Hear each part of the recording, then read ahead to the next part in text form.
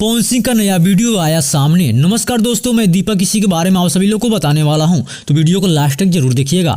और चैनल पर जो लोग नए हैं वो चैनल को सब्सक्राइब जरूर कर लें, क्योंकि हमारे चैनल पर भोजपुरी का हर एक खबर सबसे पहले आता है। तो दोस्तों, आप सभी को पता ही होगा, कल भोजपुरी के पावर स्टार पवन सिंह आरा गए थे।